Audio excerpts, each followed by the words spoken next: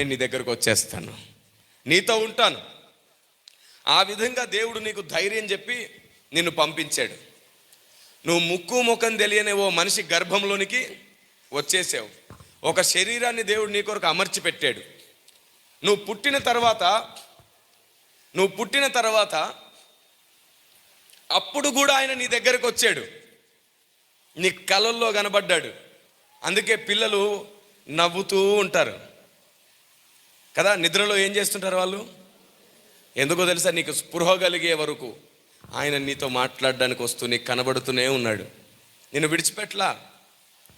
నిన్ను కన్నవాడు, నిన్ను సృష్టించినవాడు నిన్ను విడిచిపెట్టలా. చివరికి నువ్వు గర్భంలో ఉన్నప్పుడు కూడా ఆయన గర్భంలోకి వచ్చాడు. అక్కడ కూడా పిల్లలు నవ్వుతారు. గర్భంలో ఒక వింతైన వెలుగు ఆవరించుంటుంది బిడ్డల చుట్టూ. ఆయన ఉన్నాడు అక్కడ. ప్రతి మనిషిని ఆ వెలుగు వెలిగిస్తూ ఉన్నది. నువ్వు పుట్టిన తర్వాత కూడా విడిచిపెట్టలేదు. విచిత్రం ఏమిటంటే, నీకు స్పృహ కలిగిన తర్వాత ఉన్న పాలను నువ్వు ఆయన్ని మర్చిపోయావు. ఎందుకో తెలుసా? ఆకలి అవ్వగానే నీకు అమ్మ గుర్తుకొస్తుంది, ఇంకేం జ్ఞాపకం రాదు. మిగతా టైంలో ఆడుకుంటావు. ఆకలి అయితే అమ్మ, లేదంటే ఆట.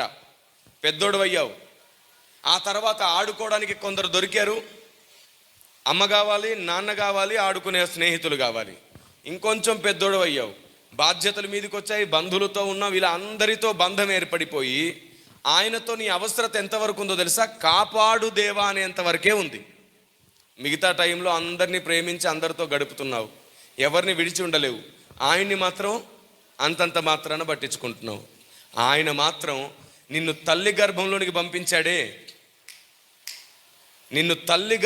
పంపించాడే. ఆ రోజు నుండి ఈ రోజు వరకు కన్నీళ్లతోనే ఉన్నాడు ఆయన. నిన్ను విడిచి ఉండలేడు ఆయన, నిన్ను మరిచి ఉండలేడు ఆయన. నువ్వు ఆయన్ని మరిచిన ఆయన నిన్ను మరవలేదు. నువ్వు ఎప్పుడు తిరిగి వస్తావా, ఎప్పుడు ఆయన ఒడిలో చేరుకుంటావా, ఎప్పుడు మరలా నీతో ఆడిపాడాలని నీ తండ్రి ఎదురు చూస్తూనే ఉన్నాడు.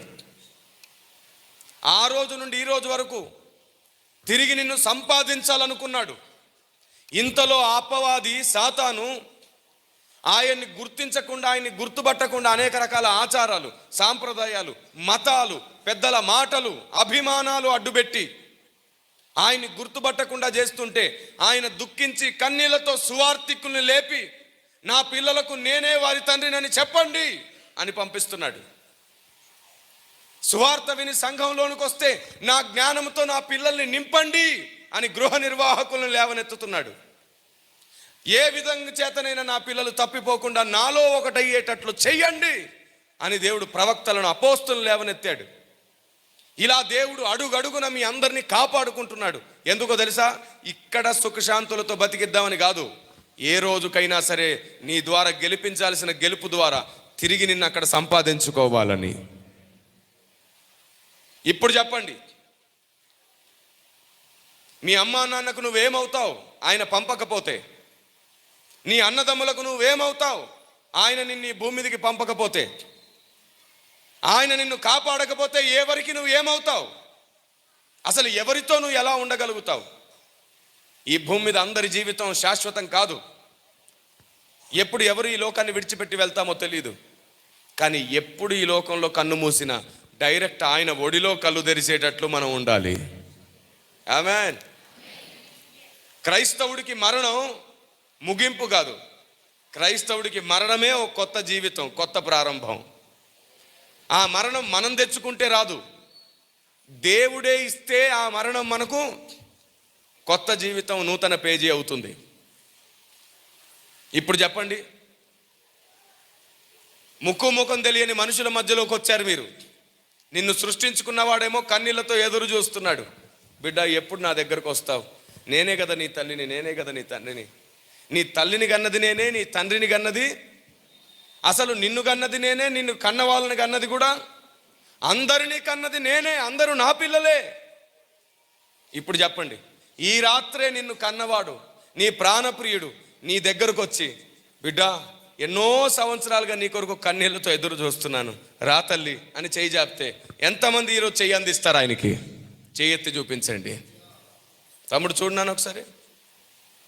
అప్పుడు 20, ఇప్పుడు ఉన్న వాళ్ళందరూ ఎత్తారు. ఎందుకు ఇంత ధైర్యం వచ్చింది? అప్పుడు ఉన్న మరణం అనే భయం ఇప్పుడు ఎందుకు లేకుండా పోయిందో తెలుసా? నిన్ను కన్నవాడెవరో, నీ నిజమైన ప్రేమ ఏమిటో నీకు ఈరోజు అర్థమైంది. దేవునికి స్తోత్రం కలుగును గాక. ఇప్పుడు సాతాను ఓడిపోతాడు.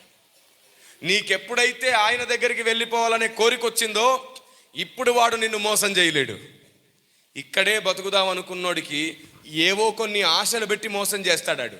కానీ అక్కడే బతుకుదాం అనుకున్నోడికి ఏం పెట్టి మోసం చేస్తాడు? వాడు ఎన్ని ఆశల్లో ఎన్ని కోరికల్లో పడేసినా మన కోరిక ఒక్కటే ఆయన దగ్గరికి వెళ్ళాలి. ఆయన దగ్గరికి వెళ్ళడానికి ఏం నమ్మాలో అదే నమ్మాలనుకుంటాం మనం. ఏం పొందాలో అదే పొందాలనుకుంటాం. దేవునికి స్తోత్రం కలుగును గాక.